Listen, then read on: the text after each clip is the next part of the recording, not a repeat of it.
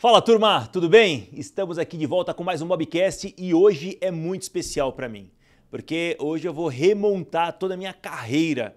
Eu estou aqui com nada mais nada menos que um professor, alguém que foi muito importante para a minha formação e não só minha, mas de muitos amigos meus que passaram pelos caminhos pelos quais eu passei também.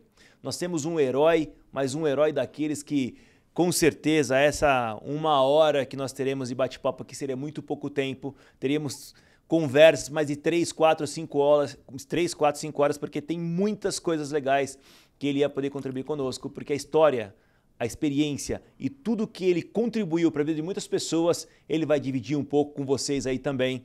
Dentro dos nossos heróis da Marvel aqui, os nossos heróis fictícios, nós temos os heróis reais e esse herói é um herói que eu estou muito feliz em recebê-lo aqui.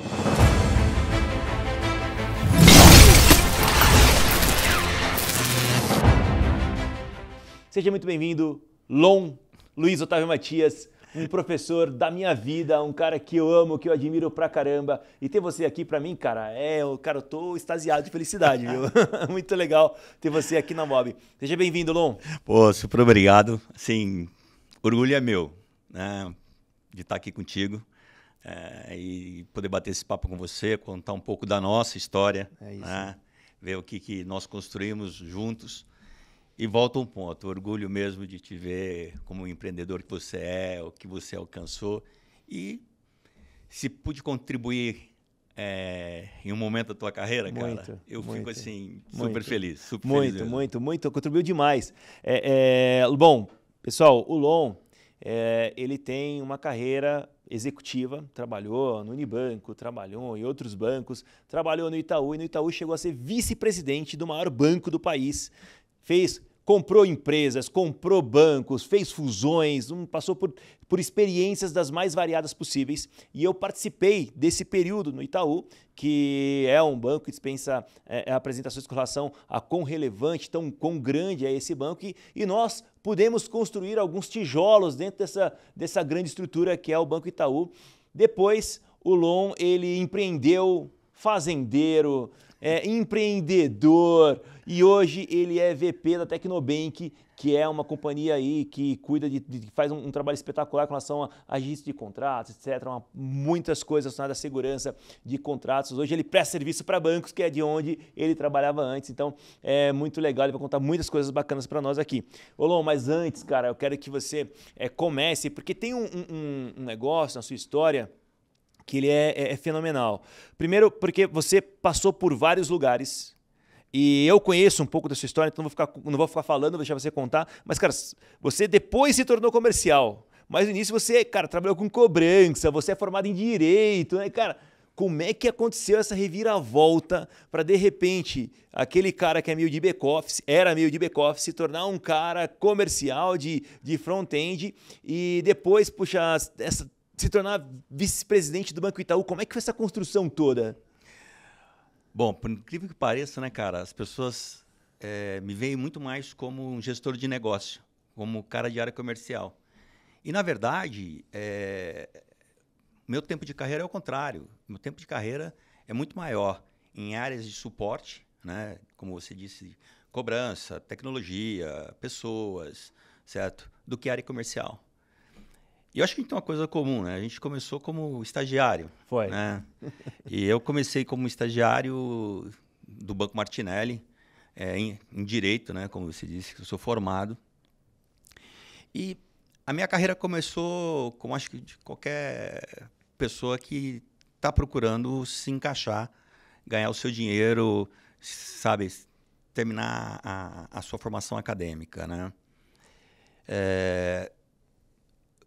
Acho que na inquietude da juventude e na busca de achar alguma coisa que procurar deixar a sua primeira marca, né? Procurando aquele momento da sua efetivação como funcionário. Eu lá no Banco Martinelli comecei a criar processos que melhoravam todo o acompanhamento jurídico dos processos de busca e apreensão. Puta, deu certo, cara. Certo? Puta persistência, acabou dando certo. Fui convidado para vir para São Paulo, ainda nessa atividade, porque, poxa, que eu tinha montado no interior tinha dado certo. Vim para São Onde Paulo. que era? Campinas. Em Campinas. Você começou a trabalhar no Martinelli em Campinas, né? Isso aí. Lá em Campinas. O interessante é que o Banco Martinelli, ele tinha uma característica muito grande em relação ao financiamento de automóveis, certo? Então, basicamente era isso que se fazia. E você criou um processo mais relevante, digamos assim, mais eficiente de busca e apreensão, porque quando o cara não paga o carro, o banco vai lá e retoma esse carro, e fazia isso naquela época, e você criou um processo mais eficiente. E era engraçado e desafiador, porque na verdade eu era estagiário e eu conseguia organizar os escritórios que prestavam serviço para o banco. Caramba. Então era assim, era mais ou menos montar um processo para os meus chefes performarem melhor. E quando eu vim para São Paulo, vim para fazer esse processo em São Paulo. E aí começa a abrir um horizonte, sabe? E aí tem uma coisa que eu gosto de comentar bastante na minha carreira, que é a generosidade das pessoas. Sabe? As pessoas estendendo a mão, te dando oportunidade, te mostrando bons caminhos, as pessoas sendo generosas com você. E eu tive uma série de pessoas que foram generosas comigo, e eu procurei, obviamente, retribuir da mesma forma, né? E aqui em São Paulo, a vida começou, era um perrengue, cara. Porque... Esse negócio de generosidade, eu queria só fazer um parênteses aí, viu, Lon? Eu também tive pessoas que foram muito generosas comigo, você é uma dessas pessoas que foi muito generosa comigo, e eu tive outras pessoas, poxa, Celinho, poxa, teve uma galera, se fosse para nomear Toninho, uma galera, gente muito bacana que foi generosa comigo. E é interessante que às vezes a gente não consegue devolver para a mesma pessoa, mas a gente acaba passando isso para outros. Então, acaba se tornando uma corrente do bem. Teve pessoas que foram generosas com você, você foi generoso comigo, eu tenho tentado ser generoso com outras pessoas. Então, esse processo se torna uma cadeia de coisas boas, né, cara? Isso é legal. Então, eu sempre acreditei muito nisso, sabe? Da mesma forma que me estenderam a mão, eu também poder estender a mão, né? Eu tenho isso como pano de fundo de toda a minha carreira, né? Eu acho que fazer o bem te traz o bem, né? E em momentos muito difíceis, né? Eu falo muito sério, quando eu mudei para São Paulo era uma proposta financeira maravilhosa, certo? Eu ganhava 3 vezes mais do que eu ganhava em Campinas. Só que esqueceram de me contar que São Paulo era 5 vezes mais caro do que Campinas.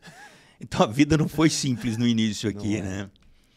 E eu acho que ali eu comecei a ampliar a minha atuação, né? E mesmo dentro da cobrança, eu procurei abrir meus horizontes ali dentro. E procurar oportunidade de melhoria, sabe? E foi, eu acho que, sempre procurando essas oportunidades de melhoria que foram aparecendo, de fato, oportunidades para me alavancar na carreira. De processos simples, porém volumosos, fazer coisas rápidas, controladas, que poucas pessoas queriam pôr a mão, porque não era aquilo que, sabe, era charmoso no momento, né? Poxa, mas era um problema que estava ali, que incomodava um monte de gente, ninguém queria pôr a mão, e eu ia lá, colocava a mão, resolvia o problema, né? Ficava fácil para mim trabalhar, ficava fácil para os meus pares trabalharem também. E com isso, eu acho que foi meio que me preparando e construindo as oportunidades, né? Elas não caem do céu. Você sujava a mão de graxa, você não tinha medo. Assim, as oportunidades, eu não acredito muito que a oportunidade cai do céu, você tem sorte, sabe?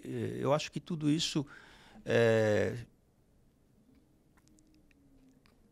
meio falácia. Para mim, a oportunidade você procura. Você tem que ter os olhos abertos para ela, ver o que está passando, né? E não acredito mesmo, sabe, assim, que o cara nasce com sorte. Acho que o cara nasce com vontade de trabalhar. Acho que tem muita gente que tem sorte, mas não está preparado e não quer. Às vezes a pessoa fala assim, puxa, não, mas eu queria ter aquela sorte. Mas você se preparou para aquilo? Porque, se a gente pensar na Olimpíada, por exemplo, eu gostaria de disputar uma Olimpíada, mas eu me preparei para ir para a Olimpíada. Tem um processo assim, de preparação que exige muito das pessoas, disciplina, resiliência. Perfeito. exige foco, exige uma entrega, exige colocar, sujar a mão de graxa. Tem muitas pessoas que se desenvolvem da seguinte forma, ele fica muito técnico a ponto de ficar muito bom em criar um belo PPT para mostrar que aquele problema não dá para ser resolvido. Então o cara é muito bom para mostrar que aquilo não dá para ser resolvido. E tem outro cara que não está preocupado em com PPT de mostrar que aquele problema não dá para ser resolvido.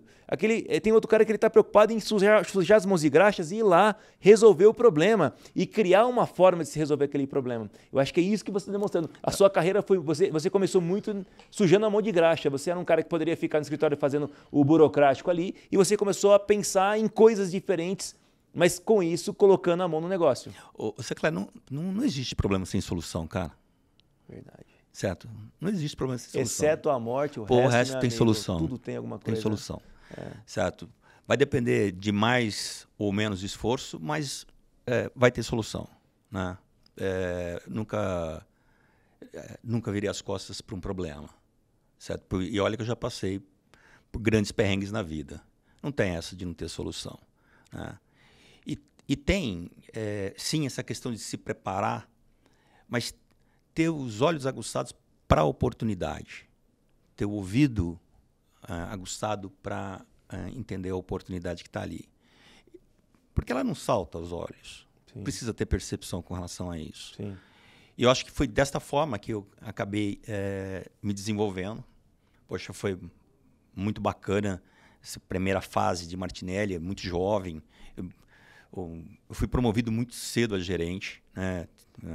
O cara que é meu ídolo, chamado Marco Bonomi, em um dado momento sem juízo nenhum, eu acho, me promoveu a gerente de cobrança de um banco que era muito dependente da área de cobrança, né? A gente era um banco pequeno, dependente de caixa. Ele me coloca nessa cadeira e a responsabilidade era muito grande e, cara... E era gostoso estar ali, mais do que tudo, sabe? Não pesava aquele negócio. Era leve tocar. Sim. Era muito trabalho, muito problema, muito desafio, mas não tinha aquele... Não era pesado. Você sentia a responsabilidade, mas ela não era pesada. Mas esse negócio do Bonomi, eu queria fazer um parênteses aí, né? O Bonomi, ele também foi vice-presidente e chegou a diretor de varejo do Itaú como um todo. E o negócio de sujar a mão de graxa, o Bonomi para mim é um exemplo disso. Quando ele conta a história que ele era operador, que ele subia na motinho para fazer financiamento, um cara que era filho do banqueiro, ele era filho do dono e ia fazer financiamento como operador.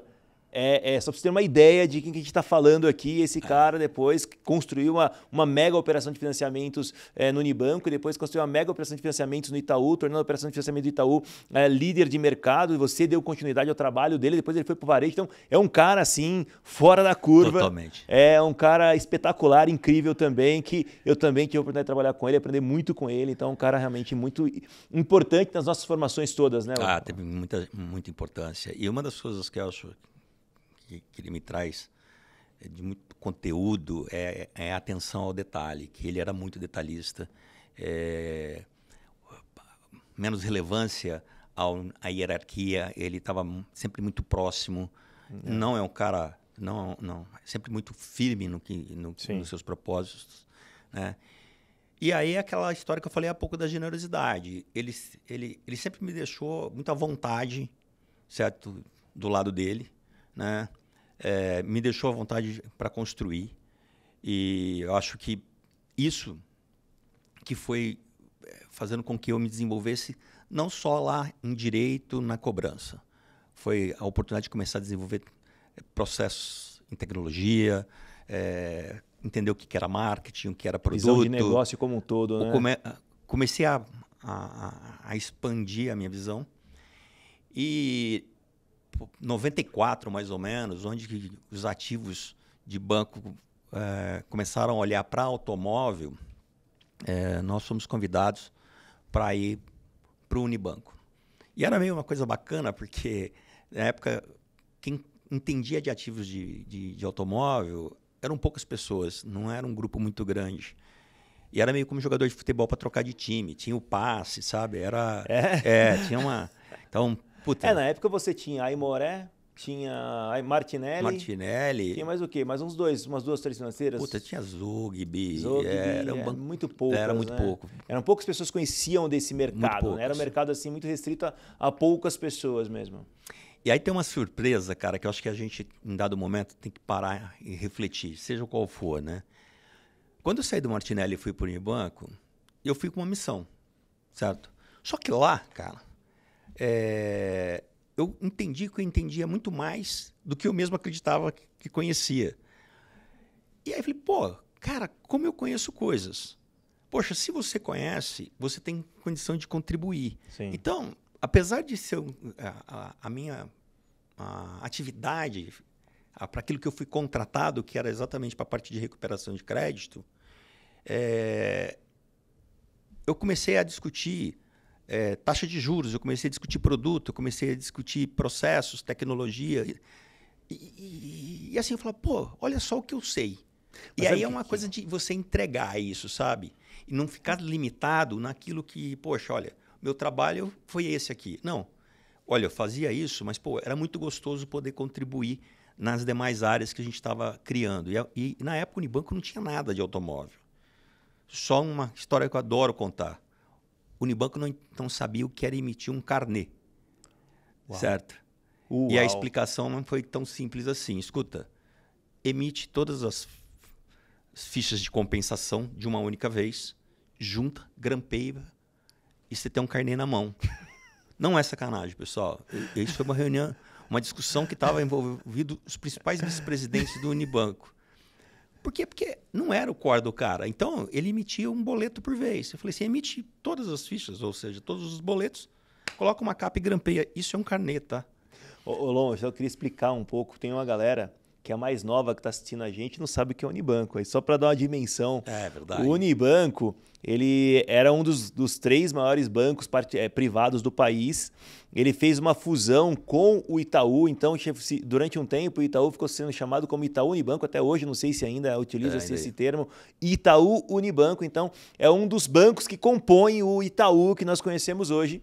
E se eu não me engano, a família Moreira Salles, que é a família fundadora do Unibanco e controladora do Unibanco, é uma das famílias que tem maior participação na atual holding do Itaú Unibanco, né? Então só para vocês entenderem que é um bancão. Ele trazendo essa história aqui saiu de uma startup, de uma fintech na época, né? Uma startup de banco, que era Martinelli, que é um banco bem menor. Vai para um banco maior, que é o Unibanco, mas que não conhecia do métier, do negócio de automóveis, e ele ali podendo contribuir muito mais, porque eu acho que esse negócio de você trabalhar uma coisa que eu penso, sabe? Quando você trabalha numa empresa menor, você é obrigado a sair da sua caixinha, você tem que contribuir com muito mais áreas.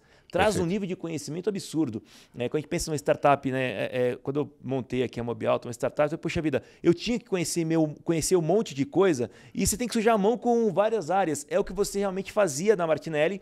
Aí quando você vai numa empresa que está mais quadradinha, cada um na sua caixinha, você começa a entender de outras coisas que muitos que estavam ali estavam fechados naquela caixinha, não entendiam, né? Faz sentido ou não? Faz sentido. E assim, esse despertar, né? Pô, eu entendo disso também, né? E você poder ajudar a pessoa a desenvolver, era muito gostoso, sempre é muito gostoso isso, né? Você poder contribuir e não ficar limitado, porque senão, sabe, vai fechando o seu foco, puta, eventualmente você fica um puto especialista de uma coisa que a qualquer momento pode acabar. O generalista, certo? Ele tem mobilidade dentro do conhecimento que ele tem. Ele pode pular de uma caixinha para outra. E no Unibanco foram 4 anos. Foi a primeira vez que nós começamos a falar em modelos de crédito, né? Modelagem. Pessoas importantíssimas assim para aquele momento sentadas à mesma mesa para discutir o que era o modelo de crédito. Porque, na época, todas as propostas eram analisadas fisicamente por uma pessoa dentro de uma política de crédito. Foi a primeira vez que a gente começou a colocar uma ferramenta que auxiliava essa pessoa a decidir o crédito. E era um negócio muito inovador, muito inovador. A gente trouxe pessoas de fora, porque aqui no Brasil não tinha essa cultura, né? Nós mesmos tínhamos dúvidas se aquilo funcionava. E, enfim, cara, durante 4 anos que nós ficamos ali, a gente tirou uma operação do zero, a gente colocou ela num puta estágio bacana, o Unibanco, sabe, como o banco sempre super apoiou. Mas a gente vive de desafio de mudar o status, de crescer, de mudar aquilo como era feito, né? Que eu gosto bastante, assim. E aí, nessa época, começava a se falar de internet, né? Que, de fato, deve ter bastante gente aí que mal tem ideia do que eu estou falando. Certo? Mas a internet era uma coisa usada dentro das faculdades e isso começou a circular por um outro mundo que não os universitários. Pô, como é que eu ligo isso dentro de uma operação de financiamento de automóvel? E olha que a gente já tinha feito uma revolução antes, que foi fazer propostas de crédito caminhar via fax, que é um capítulo outro, né? Alguém deve lembrar o que é fax aí, por favor. Se não lembrem, faça uma consulta no Google aí que vocês vão ver o que é um aparelho de fax. Mas ali em 96, mais ou menos, quando começou a aparecer a internet, a gente começou a sonhar com isso. E nós desenhamos um projeto, certo, dentro do Unibanco, para migrar a operação do fax para a internet. Caramba! Porém, no Unibanco? Você achei que tivesse começado isso no Itaú? Não, foi no Unibanco. Foi no Unibanco. E aí nós olhamos pro banco e, pô, a nossa ideia é essa. Puta, mas era uma coisa muito fora da caixinha, cara. Assim, por mais acho que fé que as pessoas tinham na gente, olhou para aquilo e falou, pô, agora os meninos passaram do ponto, né? Internet para... era um mais negócio ou fora menos. da pano. O que você está contando aí, as pessoas talvez não entendam que é muito mais grave. Porque hoje a internet, quando você entra, aí funciona legalzinho. 96, meio que estavam inventando a internet nessa época. Então o negócio é muito mais drástico, porque nessa época, para você acessar a internet era muito difícil, era de escada, demorava. Tem uma história aí um pouco mais macabra por trás, né? Tem. Tem um barulhinho toresco, sabe, na linha de escada. Muito interessante. Alguém puder consultar, vocês vão ver um barulhinho que era sofrível. Mas o que acabou acontecendo é que a gente fez uma apresentação para o Unibanco, o Unibanco não comprou a nossa ideia. Cara, e aí, putz, não comprou. Entendi. E aí, o que você faz? Começa a olhar para fora. Começa a olhar para alguém que te sinalize que existe possibilidade de fazer, alguém que acredite naquele teu sonho. E aí o Itaú veio e fez uma proposta para colocar o Itaú à nossa disposição para desenvolver não só o que a gente sonhava, como desenvolver a melhor operação de financiamento de automóveis do país. E foi dessa forma que a gente saiu do Unibanco, fomos para o Itaú. Nós chegamos no Itaú, era uma operação que tinha mudado muitas suas características. Ela, apesar de ter já financiamento de automóvel, ela tinha se desviado um pouco do curso. E o nosso desafio foi, primeiro, colocar a coisa em dia, fazer o básico bem feito e depois começar a evoluir. Porque ninguém vive só de sonho. Você tem que ter uma entrega hoje. Sim. Então, o Itaú, na nossa chegada, a gente colocou a operação para funcionar, ainda no modelo de fax. Só que, paralelo, nós começamos a desenvolver a relação com o revendedor através da internet, né? Isso foi final de 98, 99, 2000, certo? Final de 2000, nós fomos a mercado com uma proposta de crédito enviada pela internet. Nós escolhemos a cidade de Santos, que era longe o suficiente, tinha uma barreira que, para não contaminar o estrago que nós fizemos testando a ferramenta lá, foi traumático. A gente só voltou a Santos depois que a gente tinha implantado o Brasil inteiro, né? Mas a gente conseguiu implementar e novamente mudar o processo, né? Que, putz, um lojista usando Um computador. Um computador para enviar proposta de crédito e recebendo propostas de crédito. Isso foi sensacional, cara. E não é fácil você convencer o cara que está acostumado com fax, porque o fax, o cara ia lá, escrevia com a mão, e de repente você coloca o computador na mão do cara e fala, agora você vai ter que digitar. E o cara lá, ó, que eles não tinham prática, caía o sistema, caía a internet. A gente está num período que a internet ainda estava começando a dar os seus primeiros passos. E era muito comum você estar usando a internet, no meio de um relatório assim, você imagina que as pessoas estavam trabalhando, de repente caía assim e começava tudo de novo. Na ficha de financiamento era a mesma coisa no início. Tava passando a ficha de financiamento, de repente caía tudo de novo. Então gerava um tremendo estresse, né? É. Mas a mudança não é, ela não gera conforto, ela gera desconforto. Né? E as pessoas só mudam quando de fato conseguem entender que tem alguma coisa de valor ali naquela mudança. Então, a mudança por si só, ela não agrega valor nenhum. A pessoa precisa ter um retorno naquela mudança. Sim. Ela precisa ser recompensada pelaquela mudança. Sim. E a forma da recompensa, né, que era a nossa proposta, era nós seremos a resposta mais rápida de crédito. Eu não estou dizendo que nós aprovaríamos mais. A gente escolheu ser a resposta mais rápida de crédito. E nós trabalhamos com esse foco, né, desenvolver a resposta mais rápida. Porque tem uma coisa, Sancler, que é assim... Você tem que traçar a tua oferta, certo? Você tem que se identificar com a tua oferta. E a hora que você se identifica com isso, fica mais fácil você executar. Tá. A gente não estava preocupado em aprovar mais, em ter a melhor taxa, em negar menos. Não, a gente estava com o propósito de aprovar rápido. Cara, vai ser rápido. Vai ser rápido. Se vai ser sim ou não, mas vai ser rápido. Legal. E aonde é que estava a visão? A visão estava no cliente. Sim, porque tempo é dinheiro. E tempo assim, é vida. Tem uma coisa importante nesse segmento, que o sim rápido e o não rápido libera o vendedor para enviar essa proposta para um outro cara. Perfeito. Então, respondendo rápido, mesmo respondendo não, ele tinha a oportunidade de submeter essa proposta a um outro banco e conseguir aprovação no outro banco. Sim. E a gente entendeu que isso era um valor. E o revendedor de automóvel percebeu isso como um grande valor. E aí a mudança começou a acontecer. Mas que tem uma coisa aí nesse meio que eu queria entender de você antes. Antes desse momento em que o revendedor começou a entender, teve a compra da Finaustria e do Banco Fiat, né, que o Itaú comprou. Foi um pouco antes, não foi ou não? Não. Nós implementamos em 2000. Tá. E aí, a hora que a gente começou a implementar, eu tenho um desafio que é sair das áreas de operações e ir para a área comercial. Ah, foi essa aí, foi o shift.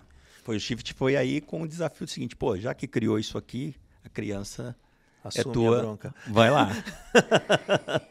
E eu tomei um susto, né? Eu vou chegar na história da Finaustria. E eu tomei um susto aí. Como assim, área comercial?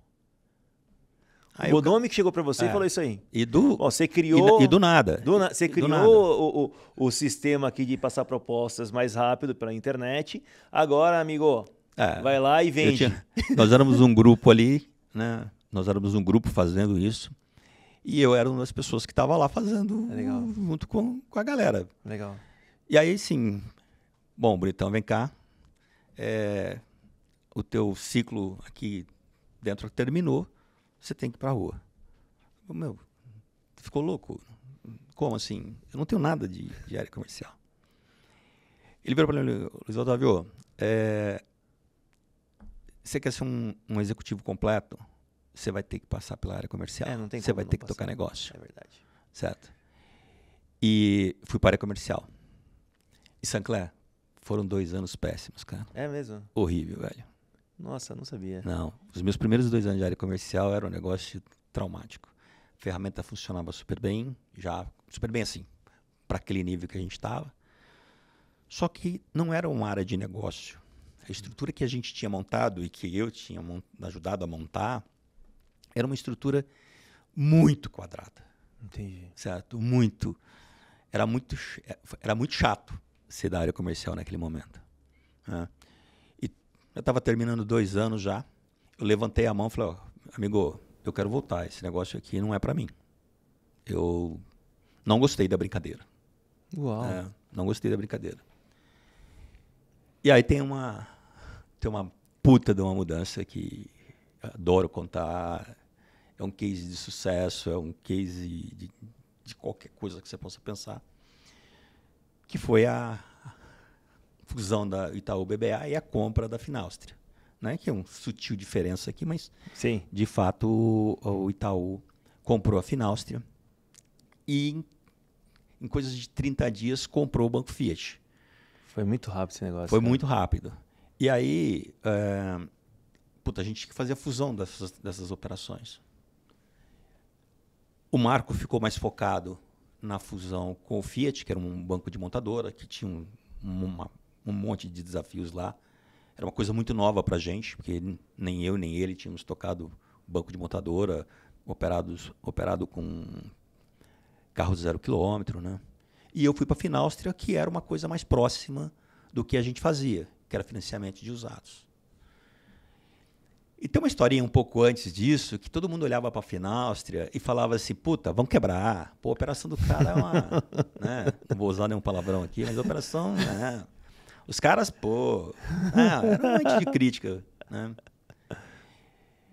E aí, escutem bem isso que eu vou falar, porque é um outro mantra, sabe? Cada um tem a sua fórmula de sucesso. É muito louco. Certo? Isso. Não tenta copiar.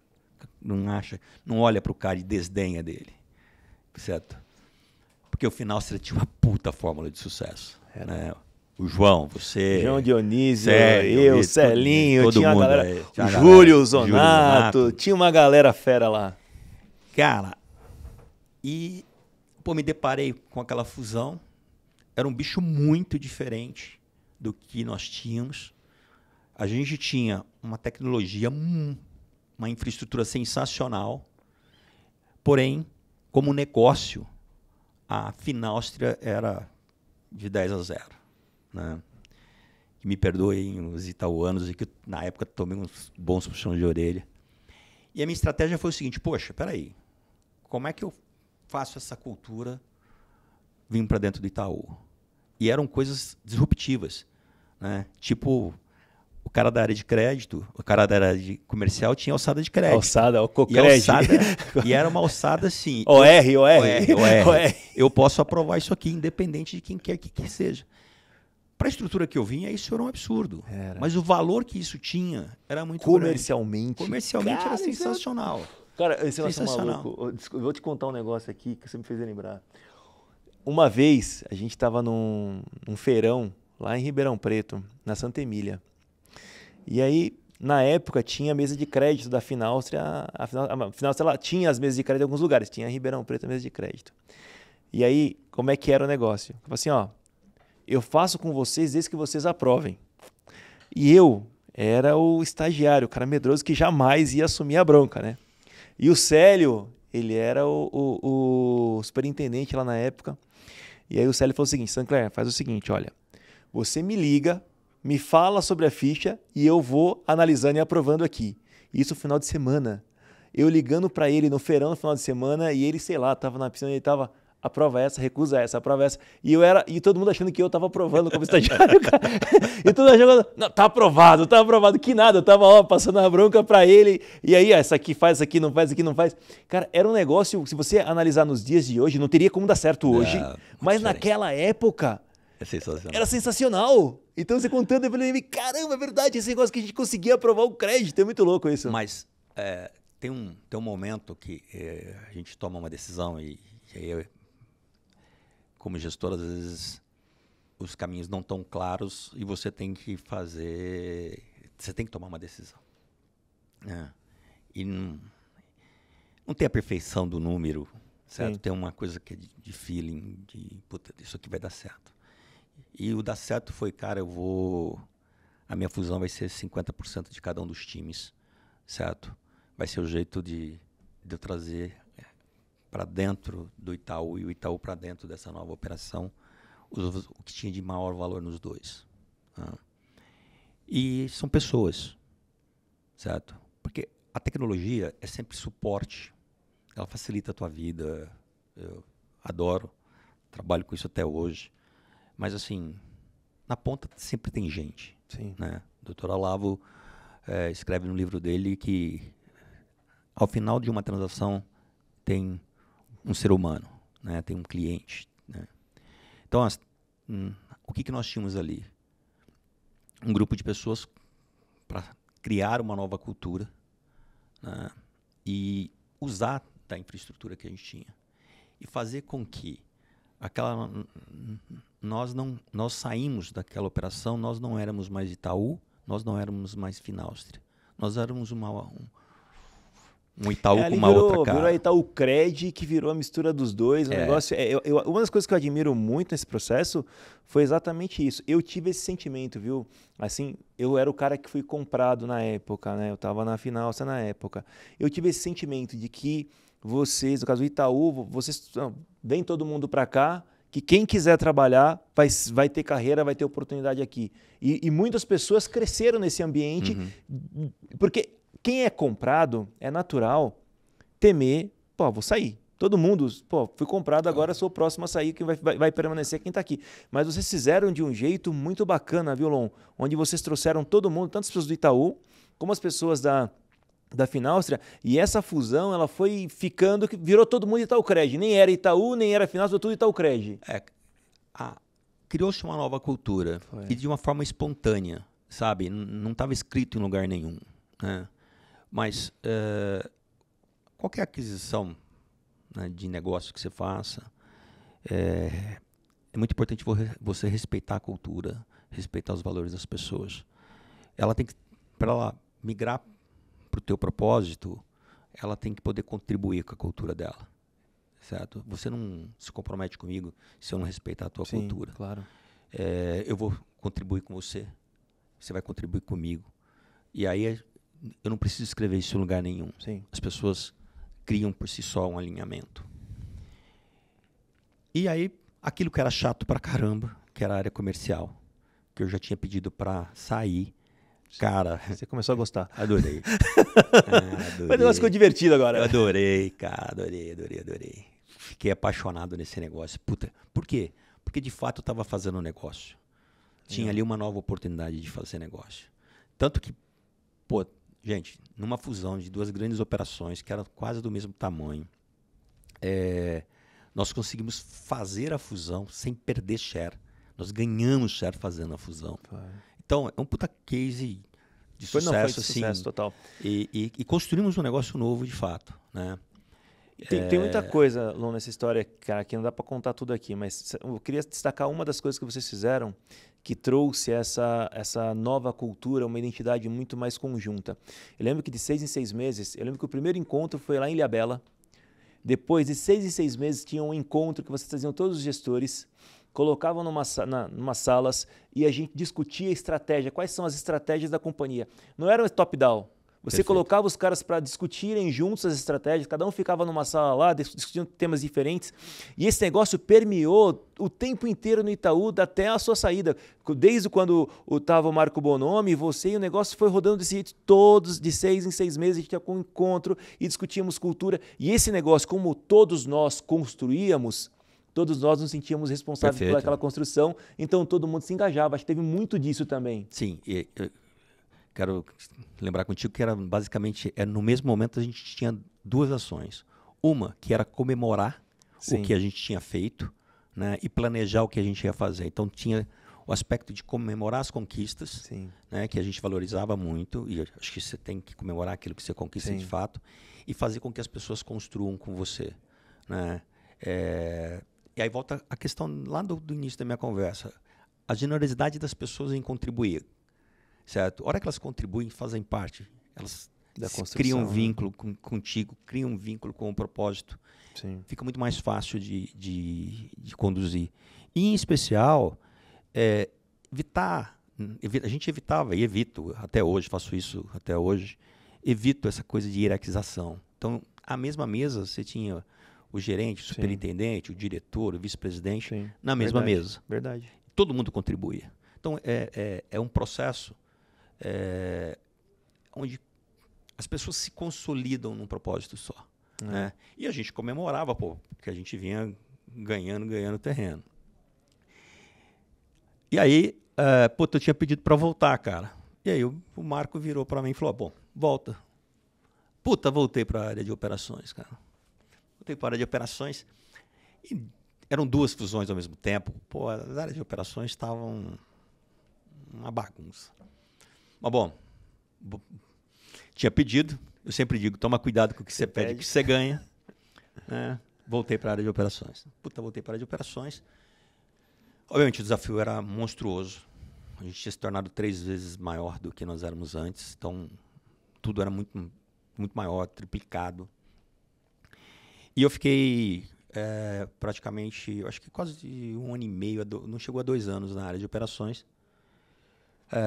Quando eu voltei, também a convite do Marco, numa véspera de Dia das Mães, era um domingo, né? Na sexta-feira ele me liga, estava indo para casa. Onde você tá? Tô indo para casa, 7h30 da noite, numa sexta-feira, pô. Pô, precisava falar com você. Olha, você quer que eu volte? Não, dá para falar por telefone mesmo. Tá bom. Luiz, é o seguinte, cara, eu quero que você assuma a operação comercial da Fiat. A Fiat vem enfrentando alguns problemas. E aí foi assim, beleza. Mas assim? Tranquilo. Bora lá. Eu, infelizmente, sofri um acidente no domingo, né? Eu fraturei, acho que 3 vértebras e tal. Me levou a ficar 90 dias afastado. E acho que precisava voltar em 120, com 90 eu já estava voltando, todo meio amarrado pelo meio, com os coletes todo estruturado. E aí eu assumi a operação da Fiat. E aí era um desafio diferente, cara. Diferente. E por que a operação não estava andando? Porque a gente, na final, se nós soubemos incorporar a cultura. No Fiat, a gente não tinha feito a mesma coisa. E como é que foi resgatar? Primeiro foi resgatar as pessoas. Certo? E tinha muita gente boa lá, né, cara? Tinha. Fabinho, de muita passe. Gente boa. Cara, muita gente boa ali. Reúne as pessoas que conheciam aquele negócio e, puta, me ensina isso aí, cara. E aí as pessoas tinham um maior prazer, cara, de me explicar como é que era aquilo, sabe? Como é que se fazia, qual era a forma de abordagem da revenda, como é que era falar com o revendedor, né, um concessionário, que era um outro nível, uma outra forma de se relacionar. A operação ela é diferente. A gente fala assim, olha, financiar carro é tudo igual. Não tem nada de igual, cara. É tudo diferente. E aí eu fui aprender, né? Eu fui aprender com pessoas também muito generosas de poder falar, Luiz Otávio, aqui a gente faz assim, por causa disso, disso. E de me ouvirem em outras coisas. Poxa, mas olha, a gente tem essa ferramenta aqui. Cabe. E aí a gente foi reconstruindo, né, a operação. Estouramos, cara. Estouramos. Essa operação ela foi interessante quando a gente olha a história assim, Luiz, porque na realidade não foi só o crescimento do Banco Fiat. Vocês construíram o crescimento da Fiat, porque a Fiat até então ela não era líder de mercado.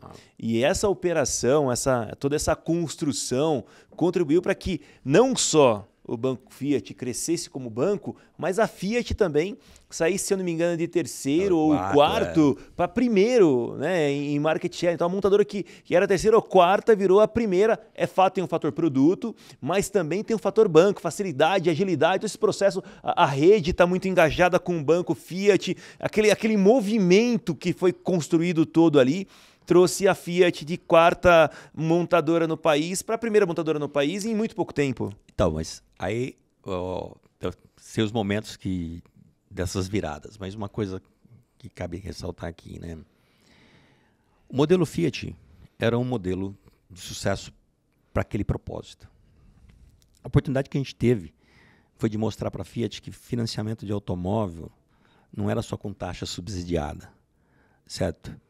Era alongamento de prazo, era fazer com que a parcela encaixasse no bolso do cliente, que não era uma visão muito clara para uma montadora, certo? E o Bellini, que é executivo sensacional, sem comentários, sou o melhor, só comentários positivos. Sim.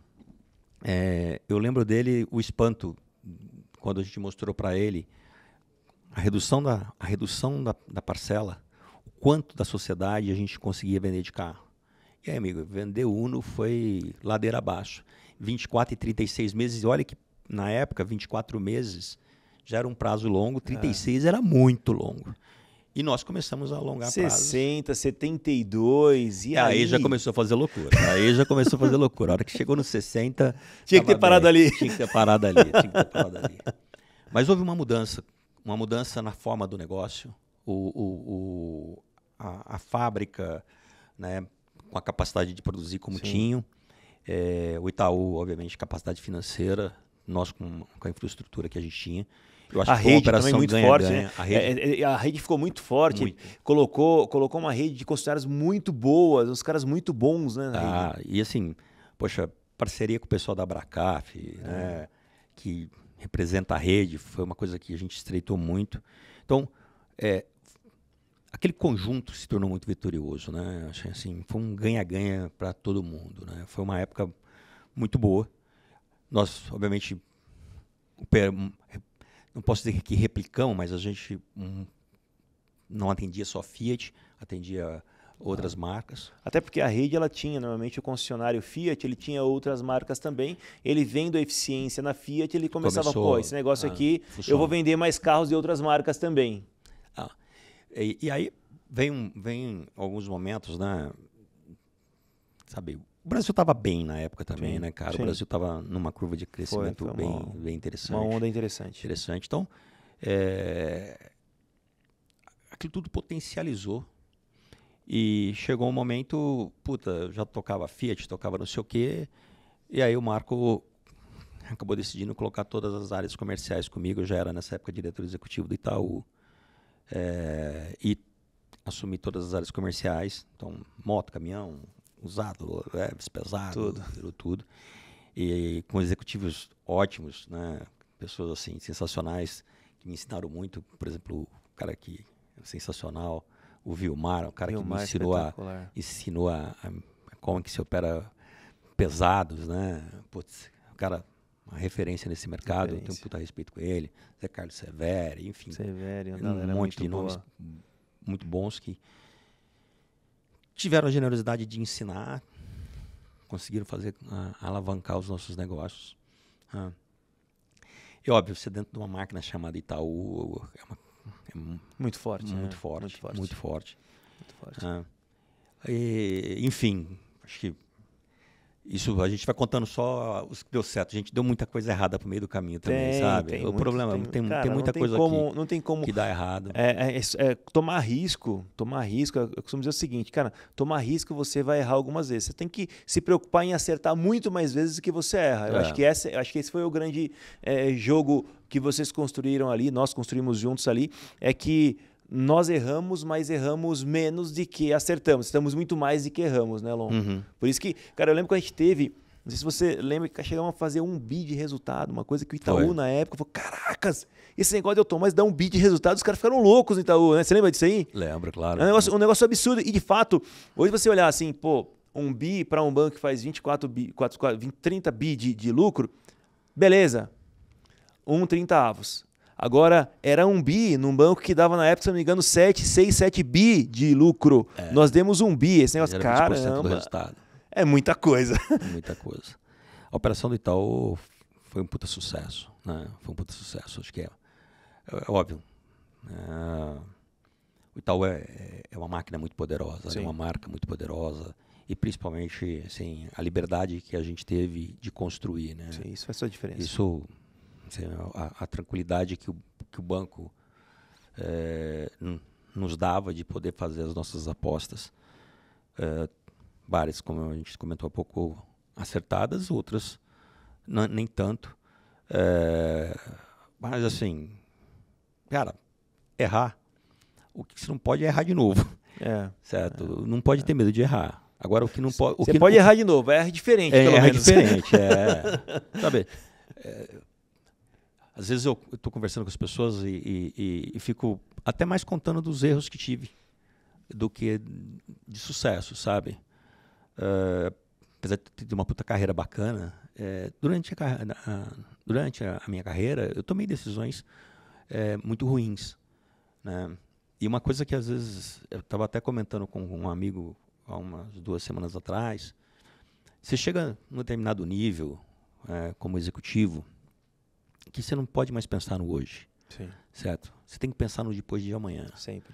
Então, isso é uma coisa que você tem que trabalhar, as pessoas precisam ter essa sintonia. Tem determinadas cadeiras que o pensar no hoje não é mais responsabilidade dele. Certo? E tomar decisão pensando no hoje, dependendo da posição que você está, ela vai te cobrar um preço lá na frente, né? Eu acho que a um determinado momento o desafio do executivo é pensar no depois do amanhã, né? Não pensar na produção do mês, mas pensar no depois da manhã.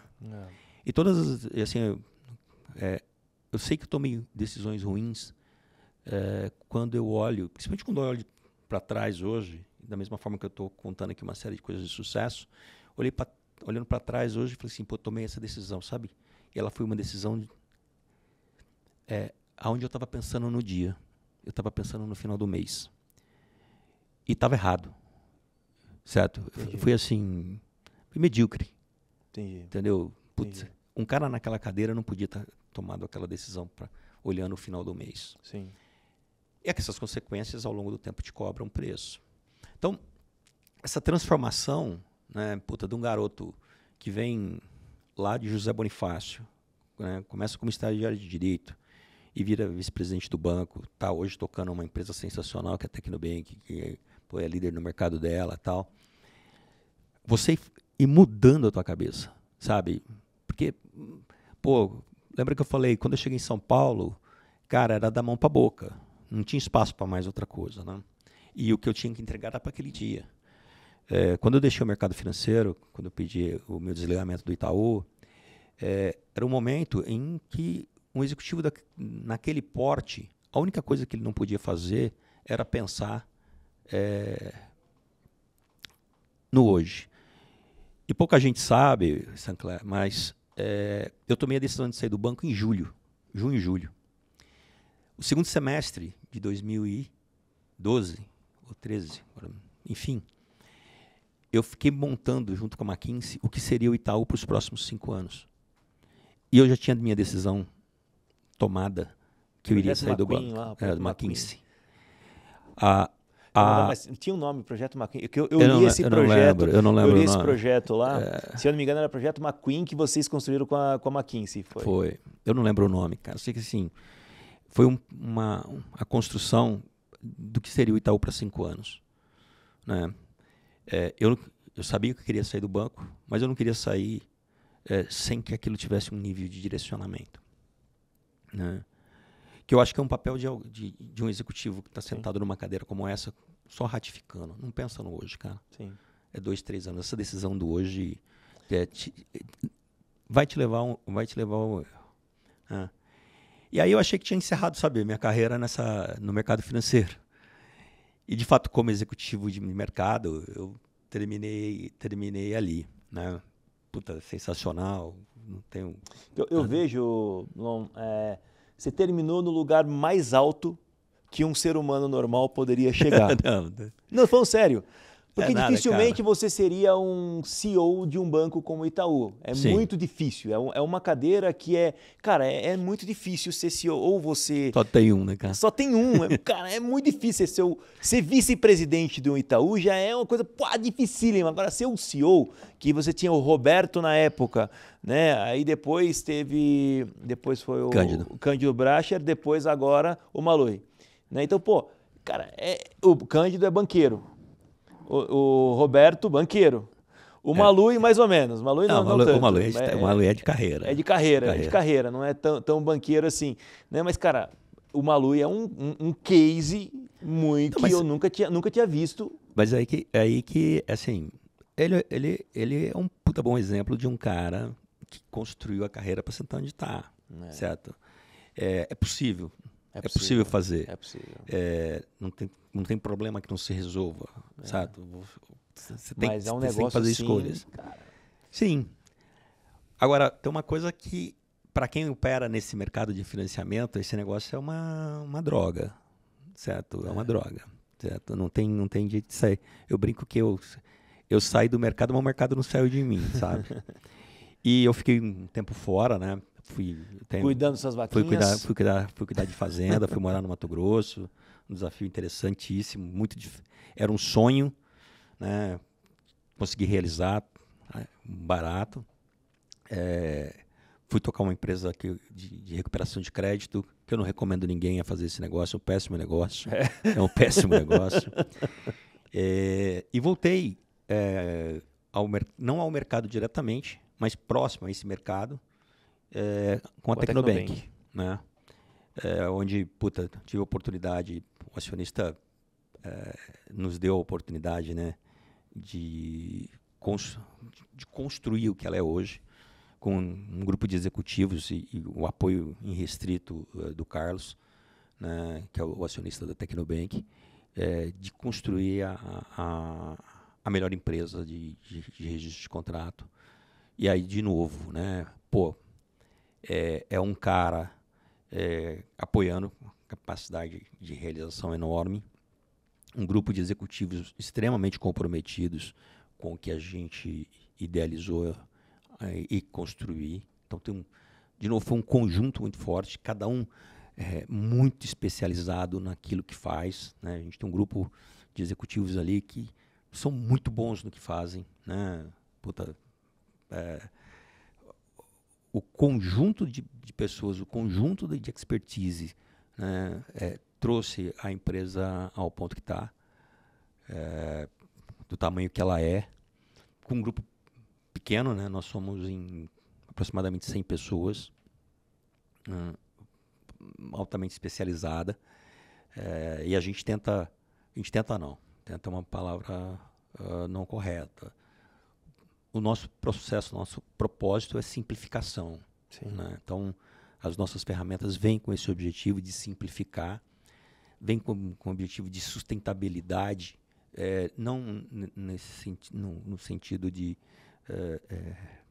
ESG, mas de ser uma operação que tenha perpetuidade, que garanta aos nossos clientes, certo? Que o negócio dele não vai parar na nossa mão, né? A gente tem estabilidade, uma organizações infinitas. A gente está construindo empresas para o amanhã, não só para o hoje e sem pensando no amanhã, porque a ideia é de que uma empresa seja eterna, né? Se a gente trabalha com essa ideia, com essa empresa, eu quero que ela seja eterna. E para isso, você não pode estar parado, você tem que estar sempre pensando em inovação, porque ela é um organismo vivo, mas é uma companhia infinita. Gera estabilidade para os clientes, gera estabilidade para os acionistas, para os colaboradores. Então, acho que esse é um fator que vocês constroem lá na Tecnobank. Eu acho, eu concordo com você. O que o empreendedor tem que pensar eu vou construir uma empresa para ser perpétua, de preferência comigo, né? Você empreender para vender tem processos que dão certo. Sim. Eu nunca empreendi para vender. Eu sempre empreendi para ter. Eu também. Sabe? Eu tô com esse mesmo problema. Não, é que você para e reflete que quando você pensa numa empresa que vai ser sua por os próximos 10 anos, 15 anos, a tua decisão está com esses olhos, certo? Então você vai construir uma coisa muito mais robusta, muito mais estável. O processo de venda ou não é uma outra oportunidade que aparece ou não. Sim. E cara, e de boa também, hein? Muito pelo contrário, né? Nós fizemos ao longo durante a pandemia, nós desenvolvemos uma empresa chamada Datastock, que cuida do Renave, né? A gente lançou a empresa no início de 2020, pandemia. Nós desenvolvemos todo o negócio durante a pandemia e vendemos ela. Não era a ideia vender, vendemos ela ao final da pandemia. Uau.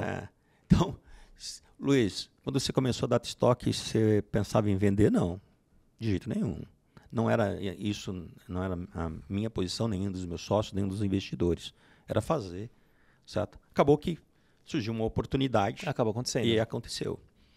Mas a cabeça, a infraestrutura que está lá, a forma que foi pensada, não foi uma forma, olha, como o pessoal fala, né? Estou embelezando a noiva para vender. Não. Sim. É pensar como um cara que vai empreender isso durante 20 anos. Sim. Certo? E aí você constrói um puta negócio que tem sustentabilidade, sustentável, e tudo mais.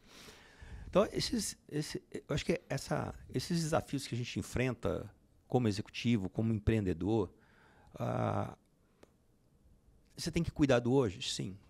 Senão você não sobrevive. Sim. Certo? Mas a cabeça tem que estar no pós da manhã. Você Sim. tem que olhar as oportunidades. Elas não estão ali pulando na tua frente. Você tem que ter a percepção que ali tem uma boa oportunidade. Tem que ter medo de encarar alguma coisa que você não conhece? Não. Eu acho que pode até ter medo, mas você tem que enfrentar. Não, tem que ter juízo. Tem que ter juízo. Tem que ter juízo. Certo? Assim, de fato, o medo é uma coisa que te preserva.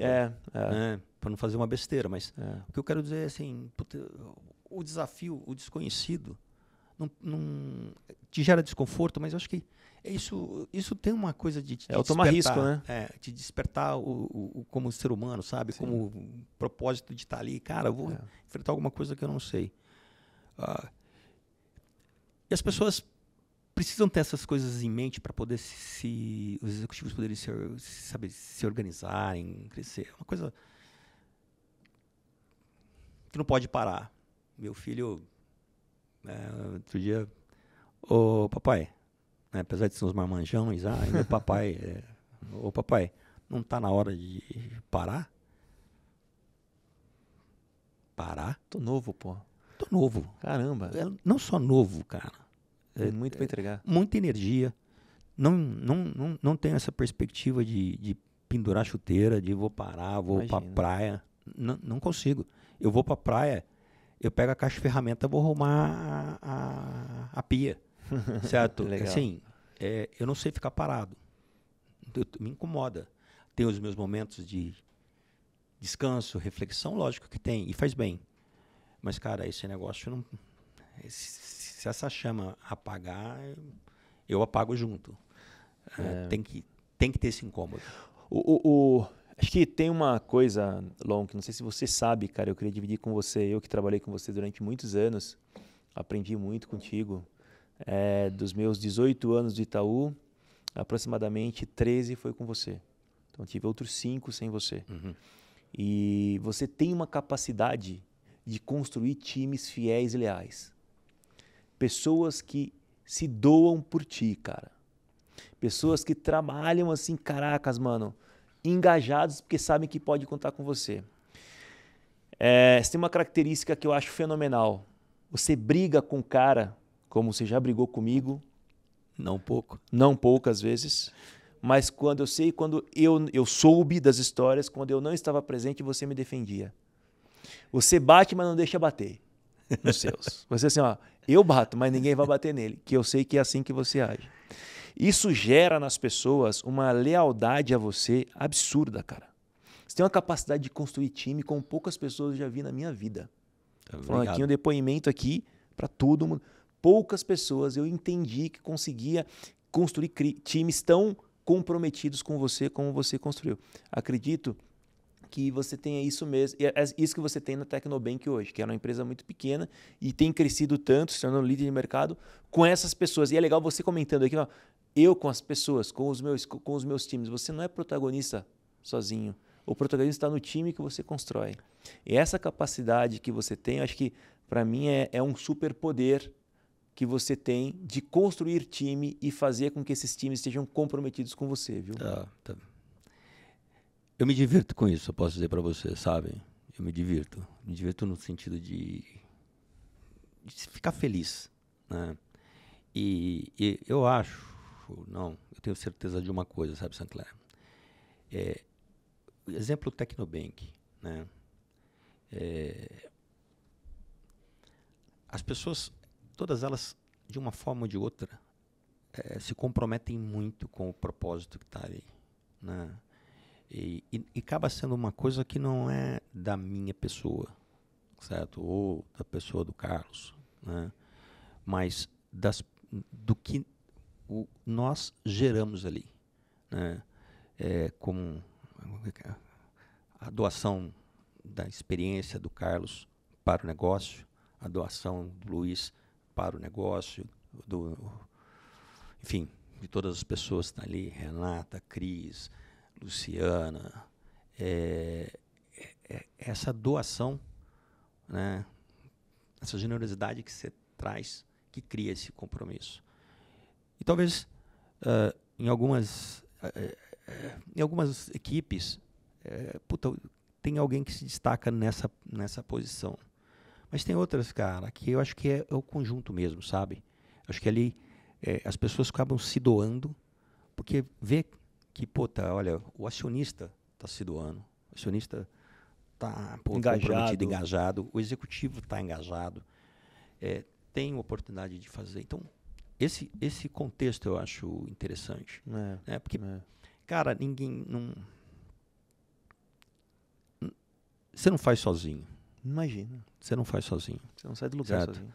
Às vezes, assim, a gente usa, às vezes, eu fiz. Né? É muito difícil você tocar qualquer negócio sozinho. Não tem como. Esse engajamento que eu acho que é muito rico. Você proporcionar o ambiente para que as pessoas façam isso. Eu acho que é o que eu sempre tentei fazer parte desse ambiente, sabe? Não ser um cara que limitasse ou limitar as pessoas de contribuir, né? Então, quando a gente consegue criar isso, acho que a gente, sabe, consegue realizar, consegue fazer, sabe, coisas maravilhosas. A gente está numa frente sensacional agora, uma coisa que eu não consegui realizar enquanto executivo de mercado financeiro, a gente está se propondo a realizar agora dentro da Tecnobank, que é fazer a busca e apreensão extrajudicial. Nossa, vai ser legal, hein? E assim, a Tecnobank, o acionista, todo mundo está assim, super envolvido para criar o ambiente adequado para isso. A legislação já está aí, a gente tem trabalhado muito com os bancos para fazer com que isso de fato seja implementado. Isso é alguma coisa que traz para o mercado financeiro um outro salto, um outro nível de risco a ser tomado. Então, dá mais agilidade, sabe? E é construir. E esse negócio, cara, assim, vai lá, sai de uma folha, de um papel em branco, de alguém em algum lugar sonhou. E nós nos preparamos para esse momento. E a gente está trabalhando nesse novo desafio. E aí a gente encontra no mercado financeiro, né, muita reciprocidade, muita gente comprometida, sabe? Em fazer dar certo, isso tem que voar, vai ser um negócio que vai romper com um negócio que está instalado aí desde 69. É um pouco mais novo que eu, tá? Decreto-Lei 911 de 69. Certo? 4 anos mais novo que eu. Mas, a gente está mudando. E está no momento, sabe, de fazer uma nova mudança. Sim. E a hora que você olha para trás, Sancler, e olha para frente, é muito bacana na tua vida, na minha vida, na vida de quem está nos escutando, olhar para trás e para frente e falar assim, eu estava em que momento desse negócio, né? O cara sempre fala, o que eu estava fazendo no dia 11 que as Torres Gêmeas caíram, né, 11 de setembro. Todo mundo lembra. Eu lembro também. Sim. Mas eu lembro também que o momento que eu estava, quando a operação migrou para o fax, migrou para a internet, certo? Quando a gente colocou modelos de crédito. Esses pontos são importantes, né? E, eu estou aqui hoje fazendo ajudando o mercado financeiro a fazer mais um movimento. Legal. Eu quero daqui a 5 anos estar olhando para trás, cara, eu estava lá na Tecnobank junto com aquele grupo entregando isso, eu estava lá conversando com os caras do Santander, do Itaú, do BV, mostrando o que a gente vai mudar. Esse é meu estímulo, cara. É fazer essa mudança. Eu acho que o setor de financiamento de automóveis, ele é muito relevante, sabe? As pessoas não têm noção, às vezes, de quão relevante é. E é um setor que hoje é tocado por muita gente boa, sempre foi tocado por muita gente boa, né? Você vê o Cezinha faz um trabalho espetacular lá no Santander, você tem o André no Safra, o Wilson, que é um ícone lá no PAN, cara que sabe tudo, um cara fenomenal também, é outro líder, é outro cara espetacular, que é um herói também, que saiu do Nordeste e se tornou head de uma operação gigantesca, não só uma, mas teve em outras também, BV e tal. E você hoje tem contato com todos esses caras, e esses caras que são espetaculares te respeitam. Eu acho isso muito legal. É exatamente para essa construção de vida que você contou aqui pra gente, viu? Eu acho que é muito bacana isso daí, Mas é recíproco, cara. Tem que respeitar eles. Essa galera é uma nova geração que veio com outros desafios, e poder interagir com eles já é um prazer enorme, sabe? Assim, não tem essa experiência de poder trocar com esses caras é uma coisa que motiva, sabe? Sim. E eu acho que essas coisas só são possíveis, sabe? Quando existe um processo de realização e de confiança mútua. Sim. Certo? Então, poxa, confiar nas pessoas, realizar junto, fica mais fácil de construir, né? Sabe? Criar um ambiente propício para isso. Esse mercado é muito resiliente. A gente já passou por muitas boas. Eu acho que a gente está num bom momento do mercado. Esse negócio da busca e apreensão, ele muda a dinâmica de quem concede crédito. Então, a perspectiva é que o volume de financiamento aumente. Isso vai fazer que tenha uma inclusão de pessoas que hoje não têm acesso a crédito, têm acesso a crédito, têm acesso a um crédito mais barato, né? Tem mercados que têm essa ferramenta, né? Como é o americano, o europeu. A penetração de financiamento na venda de carros é muito maior. Por quê? Porque a garantia de fato é fácil de executar. Então a gente tem uma perspectiva que, de novo, que esse treco, cara, ajuda. E aí é muito legal ter inserido. Todo, né? E é muito legal ter inserido isso de novo, sabe? Eu ia querer saber muitas coisas, mas não vai dar tempo. Eu queria saber como é que foi, por exemplo, a volta do Unibanco na tua vida, porque você saiu do Unibanco, o Itaú, de repente volta ao Unibanco na tua vida, então é uma outra história que vou deixar para um outro momento. Tem, entre outras coisas, mas a gente está com o tempo esgotado, mas eu queria saber duas coisas de você. A primeira é a seguinte, a gente conhece alguns heróis em nossas vidas. Eu queria que você citasse para mim aqui 2 ou 3 heróis. Sei que você teve muitos outros, mas eu quero nomear 1, 2 ou 3 heróis. E por que essas pessoas você considera heróis na tua vida? Difícil a pergunta. De uma forma, me atentando principalmente à parte executiva, né? Eu acho que um grande herói na minha vida foi o Marco Bonomi. Esse cara, ele tem uma capacidade de realização que sempre me inspirou. Como executivo. Acho que é um cara que dispensa comentários no que ele faz. Acho que o segundo, assim, tem um pouco de dificuldade de pensar num cara que tenha tido tanto peso, sabe, nesse negócio. Não, pode ser só o Bonomi, acho que está de bom tamanho, está muito bem representado.